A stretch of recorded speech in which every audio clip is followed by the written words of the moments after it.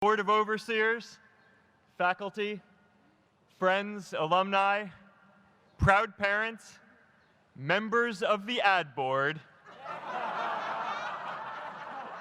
and graduates of the greatest university in the world.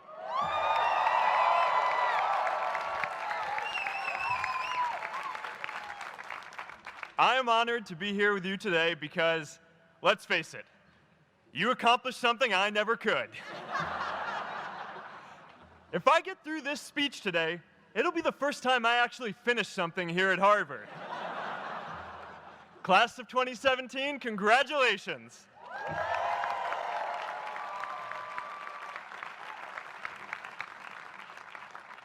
Now, I'm an unlikely speaker today, not just because I dropped out, but because we're technically in the same generation. We walked this yard less than a decade apart. We studied the same ideas and slept through the same Act 10 lectures. We may have taken different roads to get here, especially if you came all the way from the quad. But today, I want to share what I've learned about our generation and the world we're all building together. But first, these last couple of days have brought back a lot of good memories.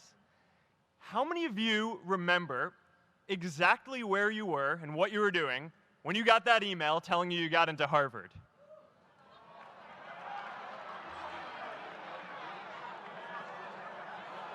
I was playing the video game Civilization, and I ran downstairs and got my dad, and for some reason, his first reaction was to video me opening the email. That could have been a really, really sad video. But I swear, getting into Harvard is the thing my parents are most proud of me for. My mom is nodding. You all know what I'm talking about. Look, guys, it's tough to beat this. You'll see when you get out there. How many of you remember your first lecture here at Harvard? Mine was Computer Science 121 with the incredible Harry Lewis. Harry. I was running late for class, so I threw on a t-shirt, and I didn't realize until afterwards that I put it on inside out and backwards, and my tag was sticking out the front. I couldn't figure out why no one in class would talk to me. Except for this one guy, KX Jin. He just went with it. We started doing our problem sets together, and now he runs a big part of Facebook. And that, class of 2017, is why you should be nice to people.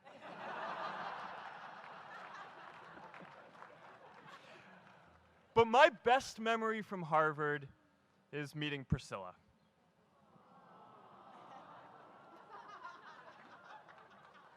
I had just launched this prank website, Face Smash, and the ad board wanted to see me. Everyone thought I was going to get kicked out. My parents drove up here to help me pack my stuff. My friends threw me a going-away party. Who does that? As luck would have it, Priscilla was at that party with her friends, and we met in line for the bathroom in the Foho Bell Tower, and in what must be one of the all-time most romantic lines, I turned to her and said, "I'm getting kicked out in 3 days, so we need to go on a date quickly." Actually, any of you graduating today can use that line. "I'm getting kicked out today. We need to go on a date fast."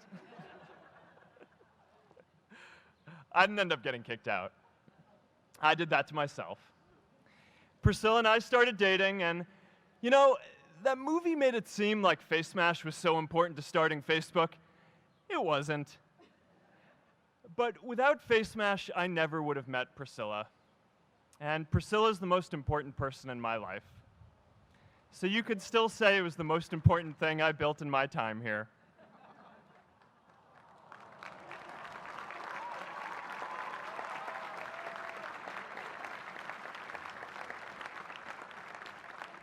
We have all started lifelong friendships here, and some of us even families.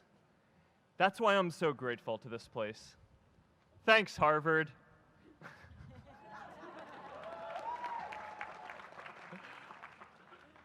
Today, I want to talk about purpose. But I'm not here to give you the standard commencement about finding your purpose. We're millennials. We try to do that instinctively. Instead, I'm here to tell you that finding your purpose isn't enough. The challenge for our generation is to create a world where everyone has a sense of purpose. One of my favorite stories is when JFK went to go visit the NASA Space Center, and he saw a janitor holding a broom, and he asked him what he was doing, and the janitor replied, "Mr. President, I'm helping put a man on the moon."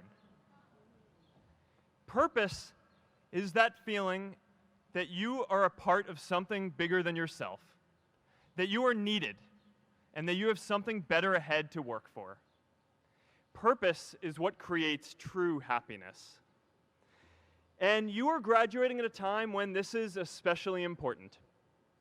When our parents graduated, that sense of purpose reliably came from your job, your church, your community. But today, technology and automation are eliminating many jobs. Membership in a lot of communities has been declining, and a lot of people are feeling disconnected and depressed and are trying to fill a void in their lives.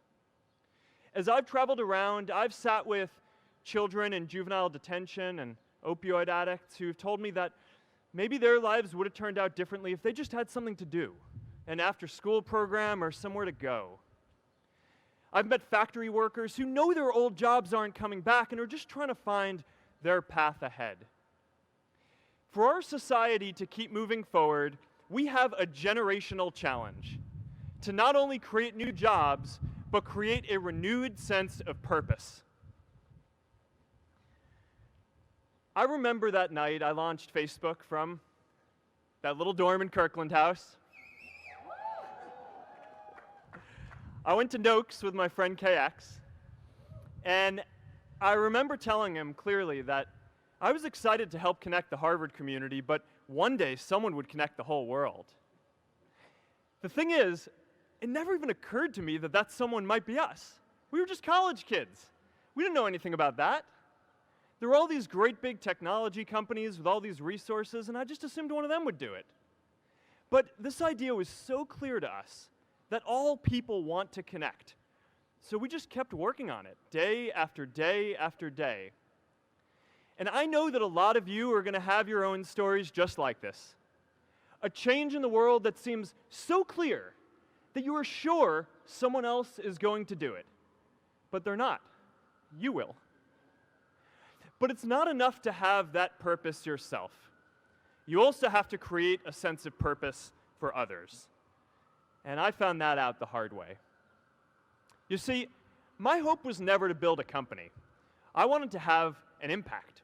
And as all these people started joining us, I just assumed that that's what they wanted to do too. So I never took the time to explain what it was that I hoped we'd build.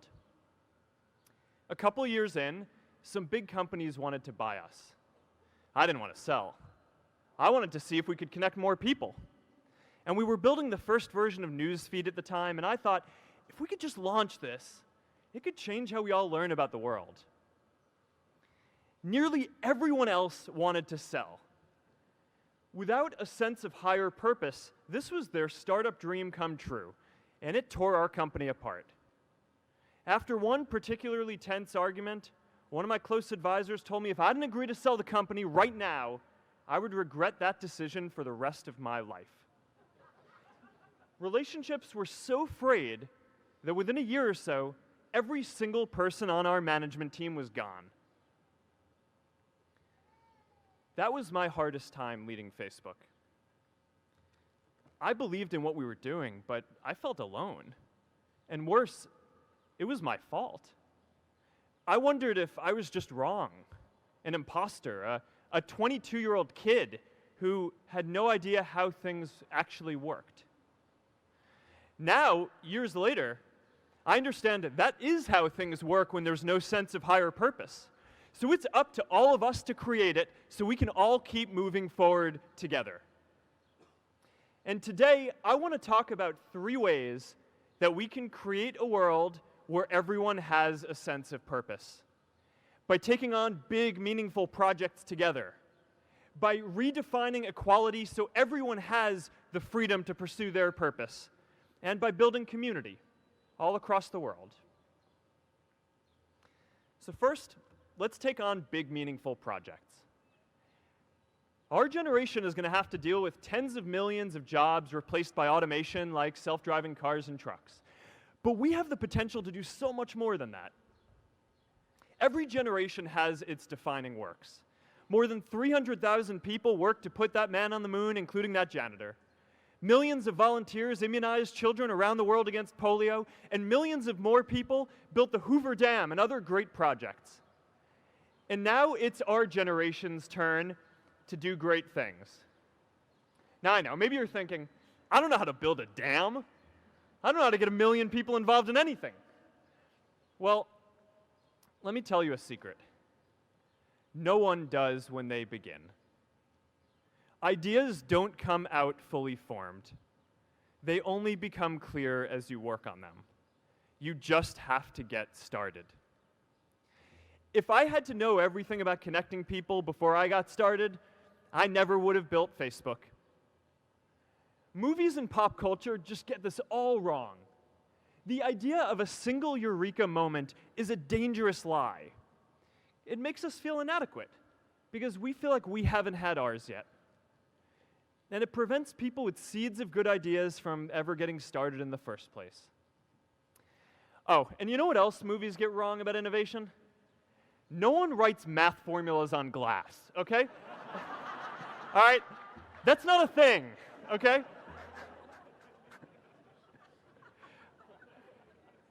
It's really good to be idealistic, but be prepared to be misunderstood. Anyone working on a big vision is going to get called crazy, even if you end up right. Anyone taking on a complex problem is going to get blamed for not fully understanding it, even though it's impossible to know everything up front. Anyone taking initiative will always get criticized for moving too fast because there's always someone who wants to slow you down. In our society, we often don't take on big things because we're so afraid of making mistakes that we ignore all the things wrong today if we do nothing. The reality is, anything we do today is going to have some issues in the future. But that can't stop us from getting started. So what are we waiting for? It is time for our generation-defining great works. How about stopping climate change before we destroy the planet and getting millions of people involved, manufacturing and installing solar panels? How about curing all diseases and getting people involved by asking volunteers to share their health data, track their health data, and share their genomes? You know, today, our society spends more than 50 times as much treating people who are sick as we invest in finding cures so people don't get sick in the first place. It makes no sense. We can fix this. How about modernizing democracy so everyone can vote online? And how about personalizing education so everyone can learn? These achievements are all within our reach. Let's do them all in a way that gives everyone in our society a role. Let's do big things, not just to create progress, but to create purpose.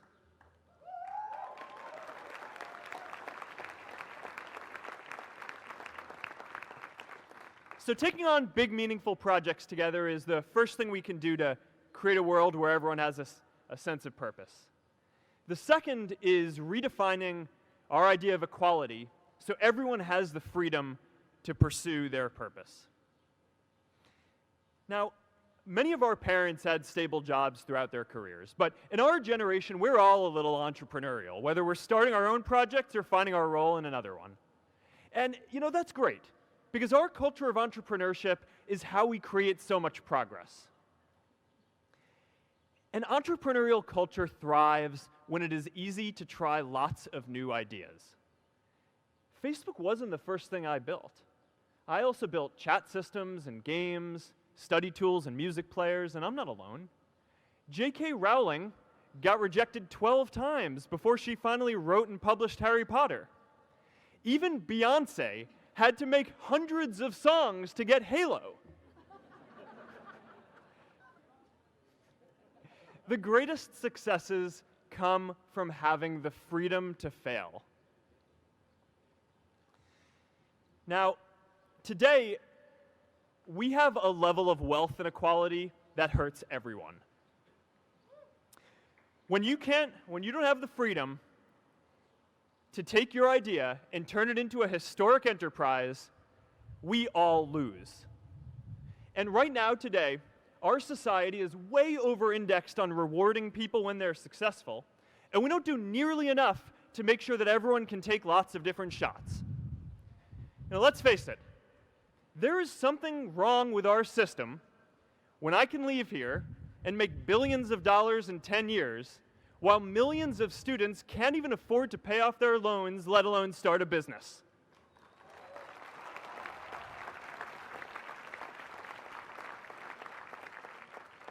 Look, I know a lot of entrepreneurs, and I don't know a single person who gave up on starting a business because they were worried they might not make enough money. But I know too many people who haven't had the chance to pursue their dreams because they didn't have a cushion to fall back on if they failed.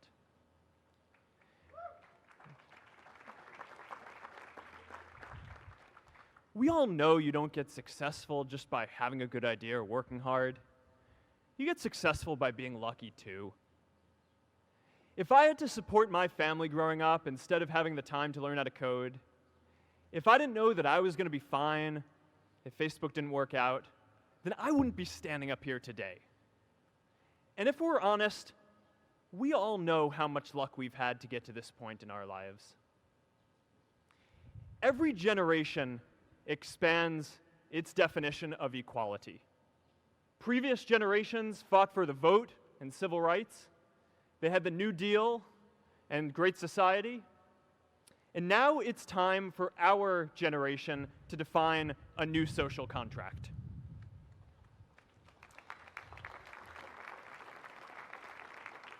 We should have a society that measures progress not just by economic metrics like GDP, but by how many of us have a role we find meaningful. We should explore ideas like universal basic income to make sure that everyone has a cushion to try new ideas. We're all going to change jobs and roles many times, so we need affordable childcare to get to work and healthcare that's not tied to just one employer. And we're all going to make mistakes. So we need a society that's less focused on locking us up and stigmatizing us when we do. And as our technology keeps on evolving, we need a society that is more focused on providing continuous education through our lives.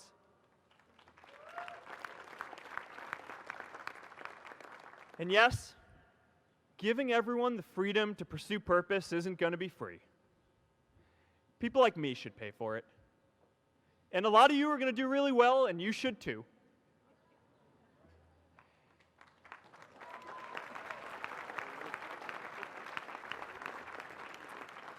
That is why Priscilla and I started the Chan Zuckerberg Initiative and committed our wealth to promoting equal opportunity.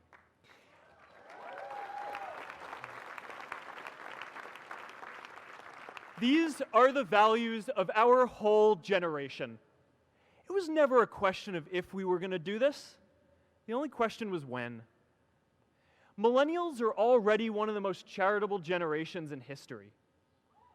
In just 1 year, more than 3 in 4 US millennials donated to charity, and more than 7 in 10 raised money for another one. But it's not just about giving money. You can also give time. And I promise you, if you just take an hour or two a week, that's all it takes to give someone a hand and help them reach their potential. Now, maybe you're thinking, that's a lot of time. I'm not sure if I have that much time. I used to think that. You know, when Priscilla graduated from Harvard, she became a teacher. And before she'd do education work with me, she told me that I needed to get my own experience teaching a class. At first, I complained. I said, you know, I'm kind of busy. I'm running this company. But she insisted. So I taught an after-school program at the local Boys and Girls Club on entrepreneurship. I taught those kids lessons on product development and marketing, and they taught me what it was like growing up feeling targeted for your race, and what it's like having a family member in prison. I shared stories of my time in school, and they shared their hope that one day they would get to go to college too. For 5 years, I've had dinner with those students every month. One of them even threw Priscilla and me our first baby shower. And next year, they're going to college. Every one of them, first generation in their families. We can all make time to give someone a hand. Let's give everyone the freedom to pursue purpose, not just because it's the right thing to do, but because when more people can turn their dreams into something great, we are all better for it.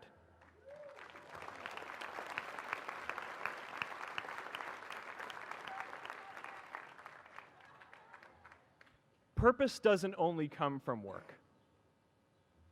The third way we can create a sense of purpose for everyone is by building community. And in our generation, when we say purpose for everyone, we mean everyone in the world. Now, quick show of hands. How many of you here are from another country? All right, now keep your hands up. How many of you are friends with one of these folks? Now we're talking. See, we have grown up connected. In a recent survey of millennials around the world, asking what most defines our identity, the most popular answer wasn't nationality, ethnicity, or religion. It was citizen of the world. That's a big deal. Every generation expands the circle of people we consider one of us. And in our generation, that now includes the whole world. We understand that the great arc of human history bends towards people coming together in ever greater numbers, from tribes to cities to nations, to achieve things that we could not on our own. We get that our greatest opportunities are now global. We can be the generation that ends poverty, that ends disease. And we get that our greatest challenges need global responses too. No country can fight climate change alone or prevent pandemics. Progress now requires coming together, not just as cities or nations, but also as a global community. But we live in an unstable time. There are people left behind by globalization across the whole world. And it's tough to care about people in other places when we don't first feel good about our lives here at home. There's pressure to turn inwards. This is the struggle of our time. The forces of freedom, openness, and global community against the forces of authoritarianism, isolationism, and nationalism. Forces for the flow of knowledge, trade, and immigration against those who would slow them down. This is not a battle of nations. It is a battle of ideas. There are people in every country for more global connection, and there are good people against it. And this isn't going to be decided at the UN either. It's going to happen at the local level when enough of us feel a sense of purpose and stability in our own lives that we can start to open up and care about everyone else too. And the best way to do that is to start building local communities right now.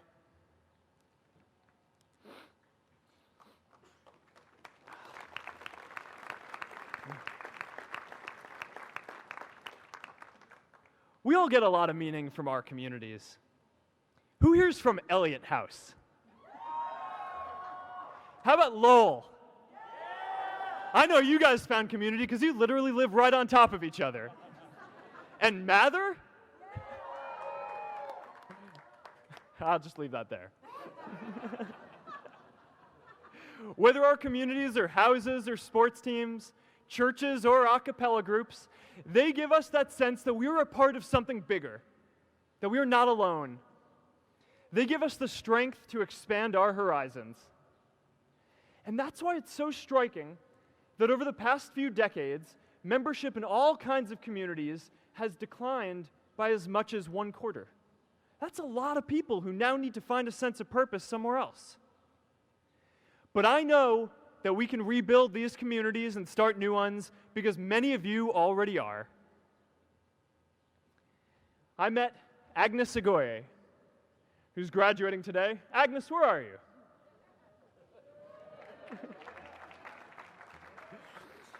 Agnes spent her childhood navigating conflict zones with human trafficking in Uganda, and now she's trained thousands of law enforcement officials to keep communities safe.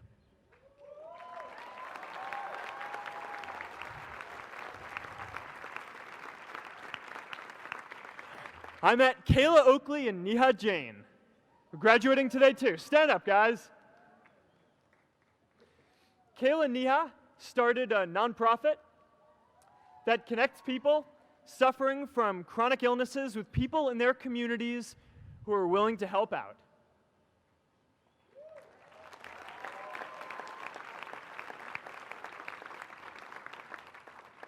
And I met David Razu Aznar, who's graduating from the Kennedy School today. David, stand up.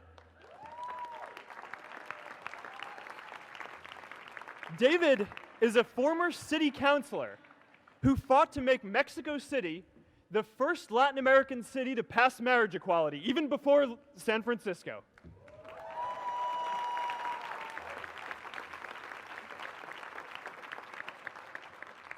And this is my story too. A student in a dorm, connecting one community at a time, and keeping at it until one day we can connect the whole world. Change starts local. Even global change starts small with people like us. In our generation, the struggle of whether we connect more, whether we achieve our greatest opportunities, comes down to this: your ability to build communities and create a world where every single person has a sense of purpose.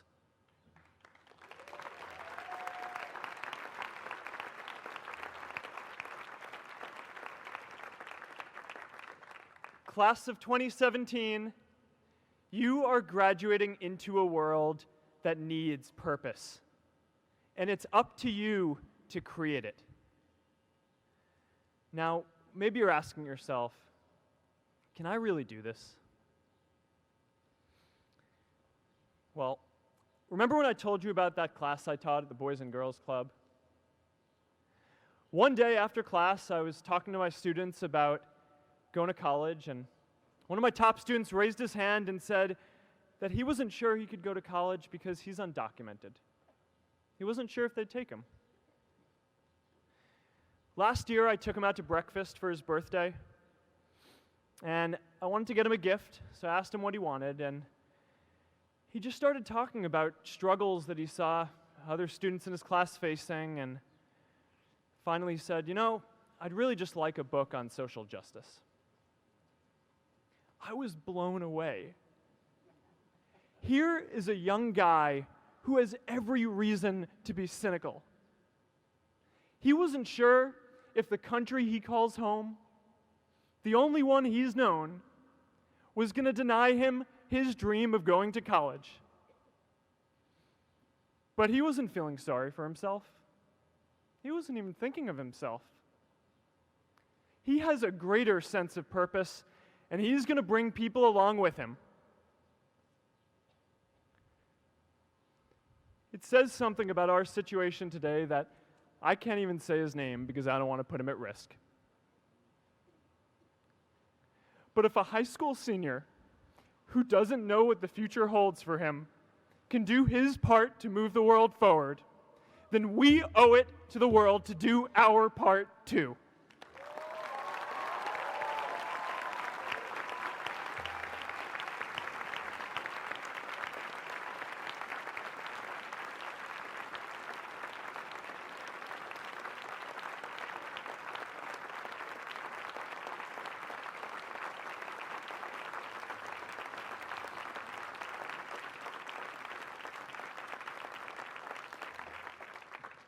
So before you walk out those gates one last time, and as we sit here in front of Memorial Church, I'm reminded of a prayer, Mishaberach, that I say whenever I face a big challenge, that I sing to my daughter, thinking of her future when I tuck her in at night. And it goes, "May the source of strength, who's blessed the ones before us, help us find the courage to make our lives a blessing." I hope you find the courage to make your life a blessing. Congratulations, class of 2017. Good luck out there.